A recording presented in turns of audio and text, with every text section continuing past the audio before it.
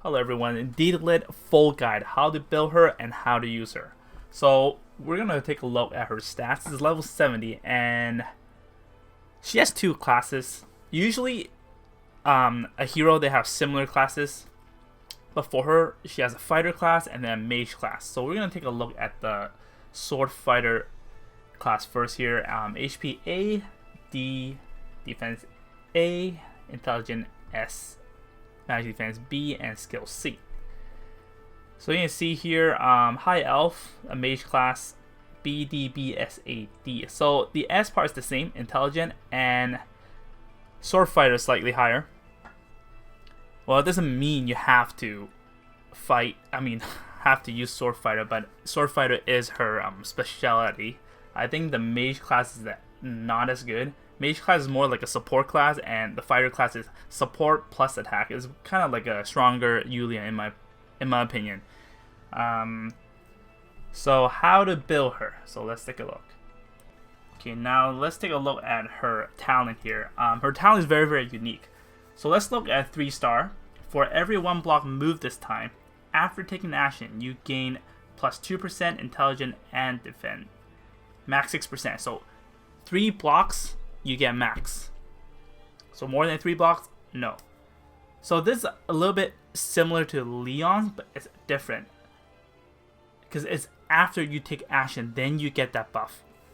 So you know when Leon, before you move, you get the attack and defense plus already, and then in the same turn of that battle you get it, but this one is after the battle and last 1 turn. So after taking action, there's two talent in one, not 2 talent in one, there's 2 talents pretty much. So after taking action, if this unit is in the danger zone and has not dealt any damage, it can act again. This act again if it has a 4-round cooldown. So basically you get the first part of talent for free. So you move 3 block, but you have to move into the danger zone. You move in, you get that buff, and then now you can act again. So you move back out. You go in, act again, you move back out, and then you do your attack. So there's that difference here, except there's a cooldown. And 3-star is pretty bad for 4 turn. 4-star 3 turn. And of course every star you get plus 2 intelligence here. And let's look at 5 and 6 stars. Usually 5 and 6 stars is the most relevant. And when you look at 5-star, it's still 3-round cooldown, so it's good, but it's still pretty long, 3 turns, especially when it comes to PvP. And now you gain 6% intelligence and defense, so max 18%. And at 6 stars, you can get max up to 24%, and it's 2-round cooldown. That's crazy. That's really, really good. So basically, you can go in as long as the first turn you don't deal any damage. So she has healing, which I'll explain further. You can do a heal, and then you get those intelligent, and then you attack. So you get to heal first, and then max damage with all the with the max 24% buff, and then do your damage. So it's very easy to I shouldn't say one shot, but at least you're doing your maximum damage every time you have that 2-round cooldown. Hero bond, pretty straightforward. Once again, collab heroes, there's always no restriction that you require another hero to unlock it. So something I really, really appreciate. So basically 4th and 5th bond, just have to upgrade them to their final classes, both final classes. Skill time. Alright, first we have Windblade. Common skill is used to attack flyers. So attacks a single enemy, dealing 1.5 times damage, deals additional damage to flyers. 1 cooldown, 1 point cost. Oh, Gospel. Gospel is potentially the most overpowered support skill. So active skill boosts the attack and defense of a single unit by 20% and grants the unit immunity to all debuffs. Lasts for 2 turns. Cooldown is 2, point cost is 2. So it's basically a faction buff, plus you can get in debuffs. Super strong, and the last 2 turns, faction buffs last 4 turns, while the cooldown is also longer, and point cost is also, point cost is also 2 turns. Well, anyways, this is very good, especially in Apex. since there's not always chances you can bring your faction buffer. So without one, she can become your faction buffer, and also you can deal against like Listo, you can deal against Bozo, and etc. Wind Cutter Dagger, I think this is her exclusive skill here. Magic damage, attacks a single enemy, dealing 1.3 damage. Melee soldiers will also attack, so that's very, very good. So it doesn't matter what soldier you use, it's going to attack with you. And it's 2 range. Well, it doesn't say here, but it's 2 range. That before battle, dispel 1 enemy buff. That's good in PvE. In PvP, it's okay. It's kind of RNG, but it's not enough. There's so many buffs. And reduces their attack intelligence by 20% for 1 turn. So it's a 2 cooldown and 2 point skill. It's really good. You take 1 buff from them, and now you apply a attack debuff. Okay, now a passive attack, Magic Defend Break. So some heroes have this. Before battle, 50% chance to reduce enemies' magic defense by 25% last 1 turn. Okay, this is a little bit weird. Because when it's Lana, 100% magic defense break. So this was only 50%. So I don't know. There's like RNG, so there's pretty much no point of using this for 1 point cost. Unless you're probably using it for Ancient Beckoning. You're using it against maybe Ice Dragon, Eternal Temple. Then it's maybe worth the gamble. Last Stand. A very common passive skill. When unit HP is lower than 50%, when entering battle, defend and magic defense increase by 10%. 1 point cost. Okay, Elven Aura. This skill is very, very, very, very, very, very good. Okay, so attacks a single enemy, dealing 1.6 damage. Melee soldiers will also attack. So this is like a stronger version of Wind Cutter Dagger. And of course, this one's cooldown 5. Point cost is still 2. Okay, anyway, so before battle, grants you Elven Forest. So the command is, when all friendly units within 2 blocks move, all passable terrain is treated as forest. Unit is not affected by terrain mobility penalties, and after taking action, 30% of their HP is restored. Last 2 turns. So I don't know if everyone used Juggler or not familiar with Juggler. So you know, Juggler uses her, I think it's called Dragon Barrier, then every 2 blocks is treated as water. So there's a problem. You have to be very careful when using the skill, because if you do that, it will overlap, for example, what I just said, a Juggler's water terrain, and it'll become forest. So it'll only benefit her and not benefit Juggler. And the Juggler is not going to get, you know, those maximum defense and etc. So this one you have to be a little bit careful. But it works out with heroes such as Kurama. He gets better. I forgot exactly on top of my head, but he gets better in Forest. And who else? I think Sigma as well. I forgot if Lambda is also one, just to name a few. Alright, Accelerated Aid. Passive skill. After taking action, increase the mobility of 1 friendly unit by 1 and grants immunity to mobility reduction and a Curse of Wounding. It's reverse healing and lasts 1 turn. So I don't really see this to be really useful in PvE, because the mobility buff plus 1 is sure it's good, but Curse of Wounding here, there's not many. I remember playing one map where there's Bozo was doing a reverse healing. That might be useful, but it only works on 1 target here. PvP wise though, I think it can be very useful, especially against Listo.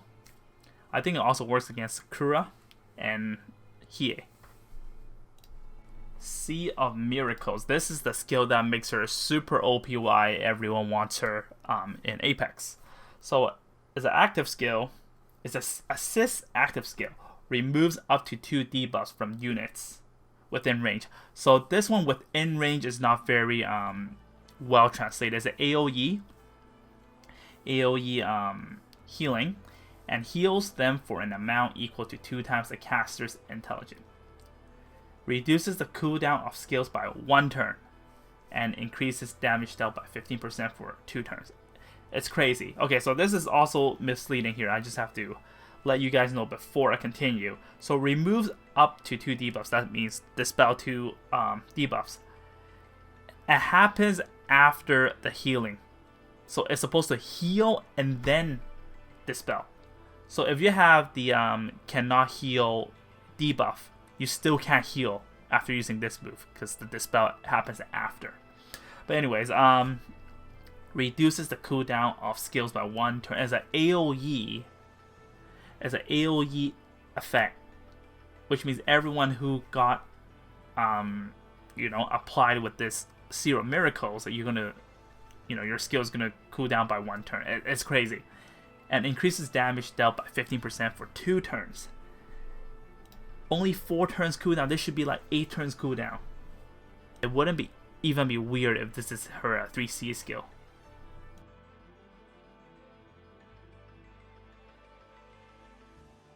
We're going to start with Elven Swordsman. So recommended weapon, Gift of Eternal. Intelligence plus 5%. After battle heal 3.0 intelligence of the caster, the ally with the lowest health.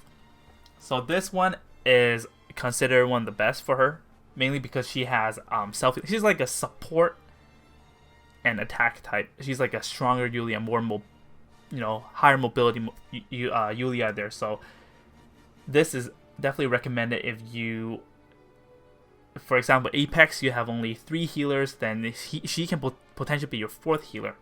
But without the gift of Eternal, you might lack a little bit of healing. Next, we have a Gate of Truth. When attacking, intelligent defense and magic defense is increased by 15%.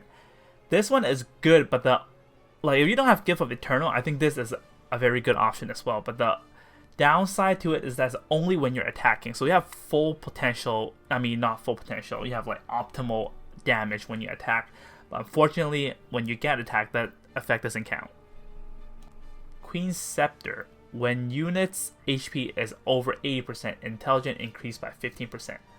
So it's debatable. I think this one also can be her best weapon. So when units' HP is 80%, attacking or being attacked, intelligence increased by 15%. So this might be a little bit difficult when it comes to Apex. When it comes to PvE, I think it's very viable, especially you have a tank protecting you, and you probably shouldn't be the only healer. If you have a dedicated healer, maintaining over 80% is not hard. Recommended armor. As much as we like to meme this armor's name, everyone calls it Anus, but I checked that the proper pronunciation is Aeneas. So Aeneas armor, defense plus 10%, received healing plus 10%. So if you, especially if you're using her as support with a Gift of Eternal, this one can be really, really strong because you're going to heal a lot now with a Gift of Eternal and the Seal of Miracles. But this might be a little bit too much in my opinion. It depends how much intelligence you have, because this might overheal with that extra 10%. Armor is a common drop, so it really depends how you want to play your character. I think PvE, this one is really, really good. Giants Resistant. Defense plus 10%, reduce the chance of being attacked with a critical chance by 20%. So this one is really good for PvP. And only PvP. I'm telling you, PvE, you don't need it. You have a tank with you. Like, the chances of getting critical strike in PvE, I think, is close to 0 unless you fail the mission, like your tank died. Like, why, right? But PvP, a lot of times she has to go into a danger zone. Like her talent, right? You go in danger zone, you act again, you come back out, you might be out of reach of your tank. So this is where you might be able to, survive and make a comeback. Okay, Aeola's battle armor. Defense plus 5%, HP plus 5%. When under range, attack 30% to reduce incoming damage by 30%. So her talent is building, intelligent, and defense. So when you walk 3 blocks, you get maximum buff from that. So you ideally want to build as much defense and intelligence as possible. So this one is 5% less compared to the 2 other armor buff. But it's still really good because she's very, very weak against ranged attacks. So when under range attack, 30% to reduce 30% damage. That might help her survive even in PvP and PvE. Okay, recommended helmet. Chief's helmet, HP plus 10%. After taking action, grant one adjacent ally 20% extra defense and prevents debuffs that prevents them from being healed. Last one, who made this translation? Oh my god. Prevent debuff that prevent them, blah blah blah. Okay, so basically, adding 10% HP is good because she can self-heal, so she can heal herself even more with her Seals of Miracles. So after taking action, grant one adjacent ally 20% extra defense. So now you can buff your team. So this is really pretty much for PvP, because there's times that you can't bring your faction buffer. Then this, now you have a chance to apply that buff and also apply a debuff that, let's say, against heal, some characters that can prevent you from healing and gives you the immunity to prevent from being healed. Okay, Hand of Tear here. Defend plus 10% at the end of the turn.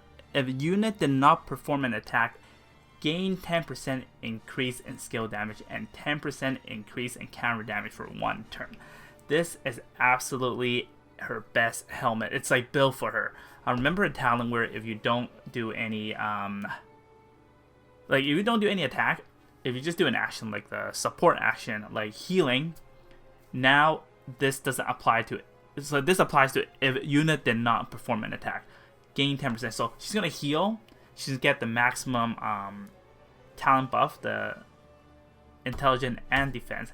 And on top of that, now with this helmet, you're gonna get another 10% increase. So you're gonna get 3 in 1. And also, of course, increase counter damage as well. But that was not very useful for her. Whether PvE or PvP, this has to be the best one. Vampire Mask is also very, very good on her. Especially, again, her talent. Well, first it's like defend plus 10%. After action, 50% to reduce an enemy's defense by 20% within 2 grids last 1 turn. So you can easily use her talent, go into the danger zone, pop whatever you need to. Now there's a 50% chance it's going to reduce their defense by 20%. Then you can go back out and then go back in to hit that target with the defense minus 20%. If your Deedlit is strong enough, you can potentially one-shot that target. This helmet is good for PvE and PvP. Especially PvE, there's so many bosses that you need to debuff. So this is very recommended. Okay, accessory, basically whatever adds intelligence, but the recommended ones are the following. Holy Ring, intelligence plus 8, immune to silence. PvE wise, not really recommended, but for PvP, very recommended. If you get silent, you can't do anything, and she becomes very useless. Holy Grail, intelligence plus 5%. If this unit deals damage this turn, one adjacent ally heals 15% of their maximum health. PvE, I can see this to be pretty useful, especially if you are planning to use her as a dedicated healer. PvP might be a little bit hard to trigger because it's only to the person next to you that you can heal 15%, but then with your Give of Eternal, she can be a very, very strong healer. Dimensional Jewel, intelligence plus 8%. When attacking with the skill, 30% chance to reduce cooldown by 1. A couple of her very strong skill have a pretty long cooldown, so this is going to help a lot. Especially if you use Seal Miracles, it's 4 cooldown. You use Seal Miracle, minus 1 skill cooldown, and Dimensional Jewel procs, that's minus 2. Star Earrings, intelligence plus 8%. Defense increases by 30% when battling against assassin and archer. So this is more about survivability against assassin and archers, and pretty much use it for PvP. PvE, again, you usually should have a tank with you, and chance of getting hit by an assassin is just less common in PvE. With giant resistant armor, her survivability will increase a lot with Star Earrings.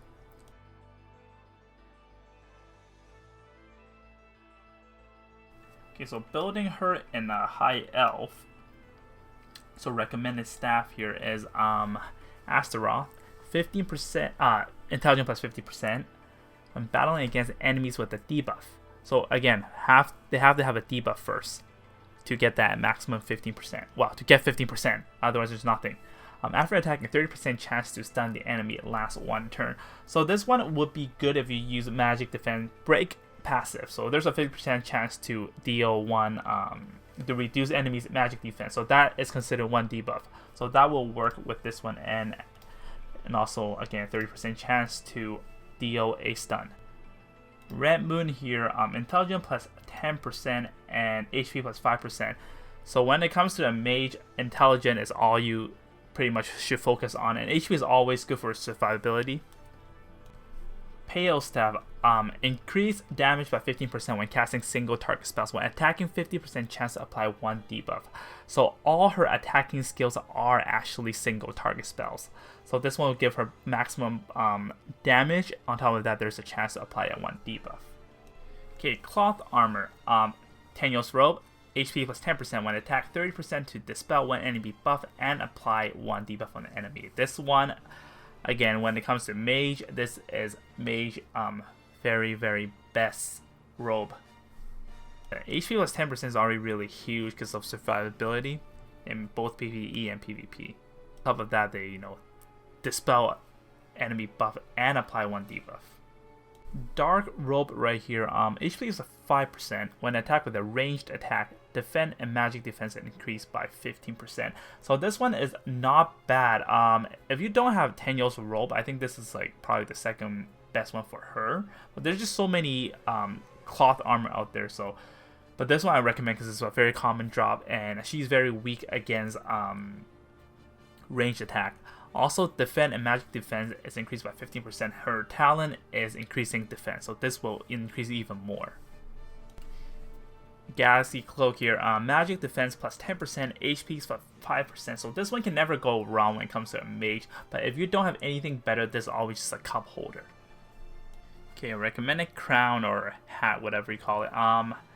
Charon here, defend plus 10%. After action, 50% chance to increase all incoming damage by 15% for one enemy within 3 grids. Last 1 turn. This one definitely, well, honestly, her class High Elf is not recommended for PvP, but if someone wants to be special, sure. If you're dedicated to healing, sure. Anyways, if you are going to build her as High Elf, I think that Sharon is only good for PvE. Again, because it only lasts 1 turn and you would need follow-up. Because in Apex, you take turns, and when it lasts 1 turn, there's a really high chance that they can dispel it, or they can just move and end their turn like that, and then the debuff disappears. Usually Charon is very good against bosses, and especially Ancient Beckoning. Okay, we have Soul Stealer Headdress here. Magic defense plus 10%. After taking action, 50% chance to silence active skills of 1 enemy within 3 grids.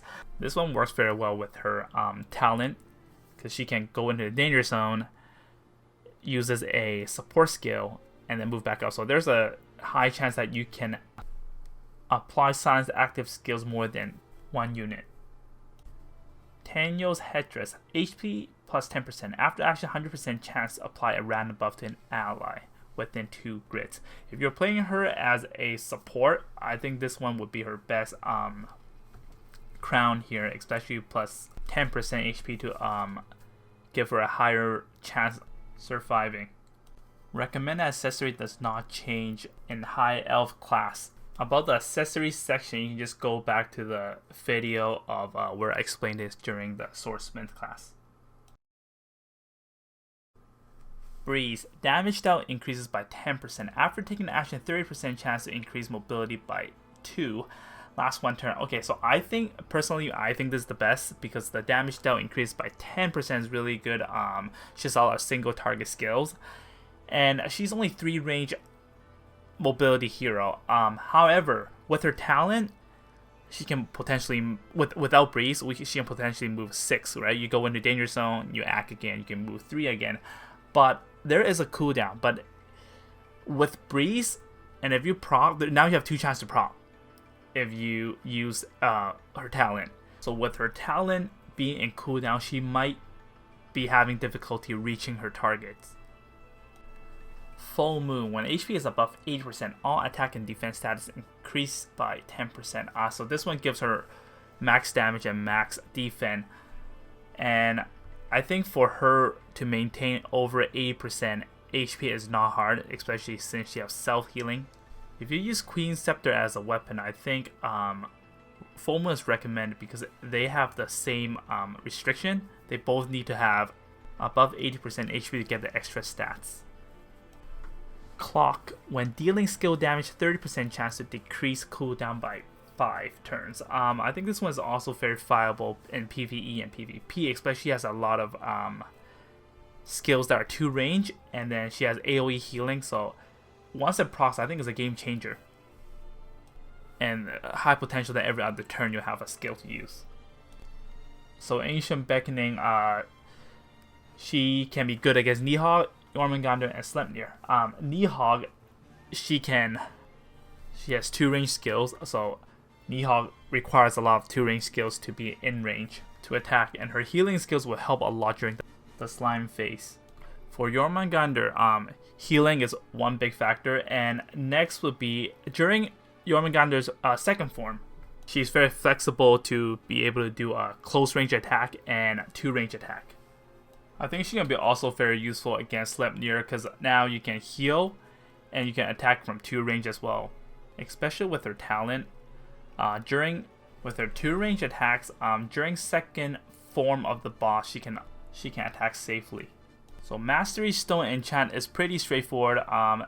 Intelligent and defense focus because of her talent, and the HP is always for survivability in both PvE and PvP. Recommended soldiers.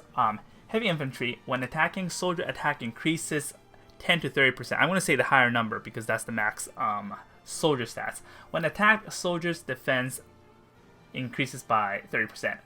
This one is really good, mainly because now she has 2 skills. That's 2 range attack, and melee soldiers also attack with her. And this one is attack is high and defense are also very high. Especially if you see Lancer, then this is like the best option. Unicorn. Normal attacks deal magic damage. Unit movement stats is changed to Terran Master. When fighting on forest, mountain, and grassland terrains, attack and magic defense plus 30%. So this one is, I feel like it's built for her skill. Elven Aura, where she makes all the terrain becomes forest, well, in 2 range, and then now basically there's no doubt that this is her best soldier. And Unicorn is really good because it deals magic damage and it's easy to crush anything that doesn't have high magic defense. Crystal Warlock. Damage attacks deal magic damage after taking action, restores 30% of soldier's HP. When forced into battle by a physical attack, unit reflects 30% of damage received. So just from the description alone, this is useless for PvE. It's more for PvP where you want to as a full support, and only attacks when you have your 2 range skills, and can potentially trade a kill with assassins or archers with an extreme magic bow. Forest Priest. Normal attacks deal magic damage. Heroes healing effects applied 15%. When hero uses skills on friendly units, gains a 100% chance to dispel 1 debuff. So this is 100% only should be used if she's your dedicated healer. Deedlit has a AoE or a healing Sea Miracles, so this will make her heal even more and dispel 1 extra debuff. And that's it for this guide. Thank you so much for watching, guys. I hope this guide helps you understand better about this character and how to build and use her. If you have any questions, let me know in the comments below. And if there's something I'm missing, please also let me know because I'm learning as well. You can show your support by liking the video and subscribe to my channel. Thank you so much for watching. Bye-bye.